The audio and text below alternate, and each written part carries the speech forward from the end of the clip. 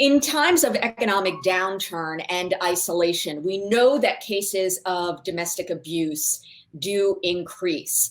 And a nonprofit right here in Manhattan called Womankind is doing everything they can to help victims in need. We have Nikita Sheth, who is the CEO of Womankind, a nonprofit based in Manhattan, who's joining us now to tell us a little bit more about what they're facing and what the community is doing to respond. Thank you, Nikita. What's happening? Thank you, Allison. We know now that survivors are confined at their homes for longer hours with their abusers, and we recognize the amount of pressure and anxiety that is creating to so many survivors and victims of violence. The numbers can be very confusing. While sometimes we see a rise in numbers and other times we don't, it's really an indication that many of the abuse that is happening continues to be underreported or unknown. So, what are you finding with the cases that are coming to you? When did you have to shut down your Manhattan headquarters? And then what did you do? And where are the women? How are you getting to them? Yes, so Womankind remains at the front lines. Our staff is continuing to find ways to critically meet the needs of our survivors and the children.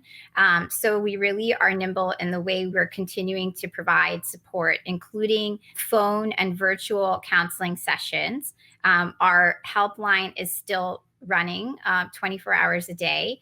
Our two safety homes, our shelters, we have those are still up and running, and we have over 40 individuals that we are supporting, and so we're continuing to find ways to meet the needs of new survivors as well as existing survivors that we have been supporting.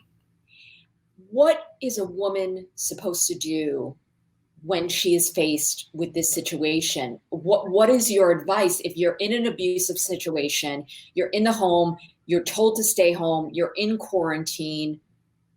What do you do? That's a great question, Allison. And first, I just want to acknowledge that to be in that situation is incredibly difficult, with an increased level of anxiety and really limited access to what could be a support system for someone who's already been experiencing abuse and violence.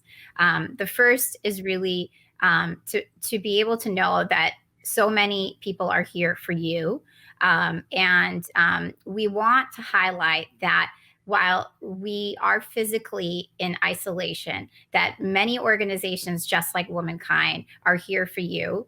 And for those who might have a friend or know of someone who needs help, we encourage you to take a role in listening and being an ear to your friend who might be experiencing violence. We also encourage you to call our helpline or any other helpline that exists across the country, because that helpline is not just for those who are experiencing violence, but also to support family members and friends and help guide them on how to then guide a person in need. Womankind is formally known as the Asian Women's Center, That's and then it became Womankind. So you do have a focus on the Asian American community, correct? That is correct. Womankind's been around for 38 years and are formerly the New York Asian Women's Center. And Womankind supports all individuals. Our doors are open to all. Yet our expertise continues to be supporting the Asian community. And we're very proud to do that because we ensure that we approach all of our work with cultural humility. Our staff speak 18 different languages and dialects, including Spanish. And it's worth noting, Allison, that approximately 75% of who we serve come from immigrant communities of color. And the average income of those we serve is 15,000 or less. And so, as you could see, the communities we are serving are grappling with heightened fear of anti-Asian racism and limited access to so many more resources and communities. We're aware that communities of color are disproportionately impacted at times like this.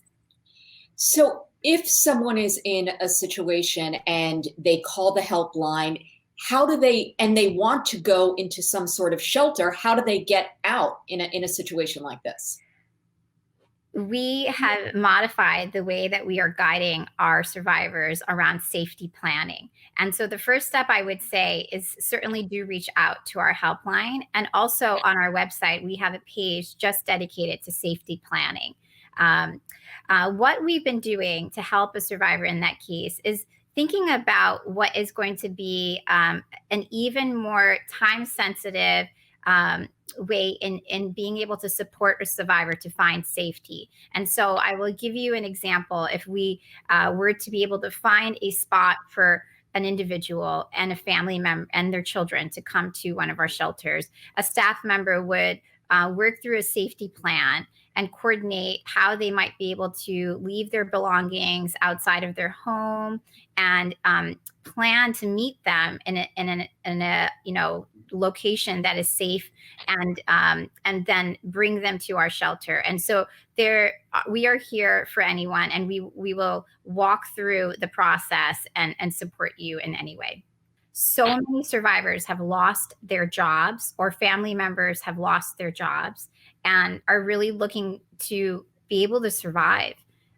Many individuals we speak to may not even have enough food for the rest of the week, and they are getting pushed out of their homes by their landlords. So the type of support that we're offering right now, Allison, is of course supporting the needs of survivors who are going through trauma, but it's many of the basic core needs right now.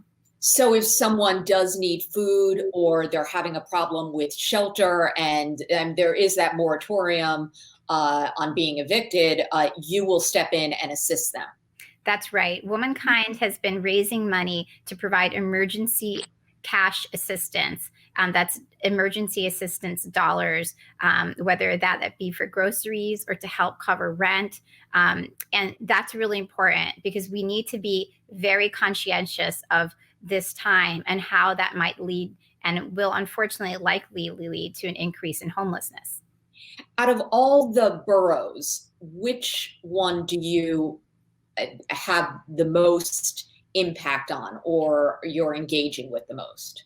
I would say that Queens is an area that we are seeing most need and demand, and that has always been an area where we have many clients that we serve. Yet, I would also say, Allison, that we are actually serving clients across all boroughs. Do you have any last words of advice for people who may suspect that a loved one is in a abusive situation? How can you be helpful? I would empower anyone in that situation to really be a supportive ear to your friend or loved one, to really be able to listen and believe that individual who's reaching out for help, and to don't hesitate to call our helpline, because the more that you can be educated and the more that you have the resources, you would be able to offer that to your loved one at the appropriate time that they're ready. Well, thank you for everything that you're doing. Obviously, this is a difficult time for everyone, but especially those victims of domestic violence. And we're here for you, and we want to get your message across. And there are those resources and the website. Once again, we want to put that up. I am womankind.org. And so if they go to the website, they can get all the information that they need and various resources that you're offering at this time. That's right. Thank you so much, Allison. I just want to acknowledge that we really appreciate the opportunity to share this important message at a time like this, and the opportunity that you've offered us. Well, thank you for everything that you're doing. Thank you.